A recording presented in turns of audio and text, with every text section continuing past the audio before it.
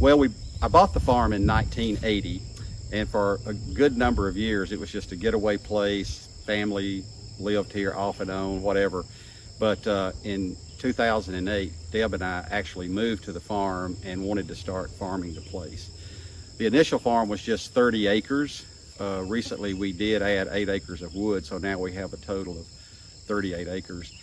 And when we got started, we really weren't sure what we were going to do as farmers. I mean, we had this land, we looked at kind of different options, but at some point we decided probably what was best for us was to do something with cattle, and but not really like commercially, but we were looking to like sell beef to individuals who were looking for local, sort of organically grown beef.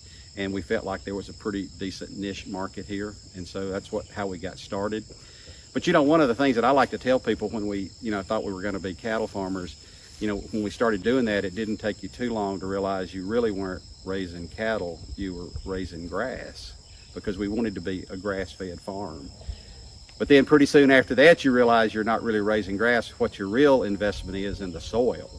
And so we like to think of ourselves as dirt farmers, and we're not embarrassed by that term at all. So I think that's kind of where we are now, doing everything we can to build the soil, which in turn makes for better, more diverse grassland, pasture, and then that produces a much better cow. When we first got started with cattle, we didn't really know a lot about rotational grazing, intensive grazing, and we were just letting our cows graze. But as we got into this and started doing more research and talking to other farmers, doing whatever, we realized that was not a good model for us. And so various people that we read and talked to, we got very interested in more managed grazing, adaptive grazing, intentional grazing, where you're grazing kind of mob grazing, a certain number of cows per acre. And that's become the way we're doing it. We follow kind of a general rule of thumb where you want to have 40,000 pounds of cow to the acre per day. Well, we're never going to have 40,000 pounds at any one time, so we have to kind of adjust that ratio. Like right now, we've probably got about 10,000 pounds with the 12 cows that we're grazing, and so we're doing basically about 1/4 to 1/2 acre per day. And you have to deal with that in terms of if the weather, if it's real dry, if you're in a drought, your paddock has to be a little bit larger. If you've got plenty of rain, a lot of sunshine, the grass is really growing, you may make it smaller. And then the key is to do those moves every day. And then we do have plenty of paddocks set up so that when they graze today on this piece of ground, they won't be back here for anywhere between 40, 50, maybe 60 days, which gives the grasses plenty of time to recoup, regrow.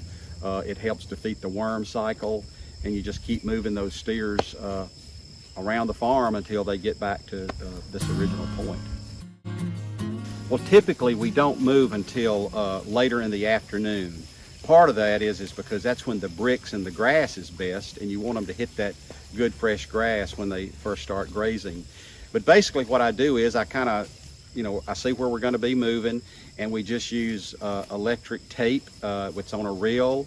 I've got rebar posts with insulators, and I just run that line, and we're hooked up to a solar charger. And usually I'll set up a couple of days moves. If we're going to be away and I've got somebody farm sitting, we may set up 7 or 8 moves. But typically every day we set up, a couple of moves. And one of the biggest impacts of this is what it actually ends up doing to the soil and then therefore the grasses. We don't use chemical fertilizers, pesticides, those kind of things, but we do regular soil tests. And over the course of time, without using chemical fertilizers, our tests show that our soil, the chemistry of the soil, is getting better. And this last soil test that we did 2 years ago, we didn't need any N, P, or K.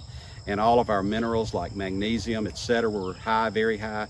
And the biggest thing we were excited about was that our organic matter was up between 5 and 5.7, when 6 is kind of the ideal. But it's not just the soil chemistry, it's also the soil biology, which I think is as important, if not more important, than the chemistry. And that is what is actually living in that soil, the microbes, the earthworms, all of those things that are helping to build that soil, make it richer, better as time goes on. And we've certainly seen the benefits of that.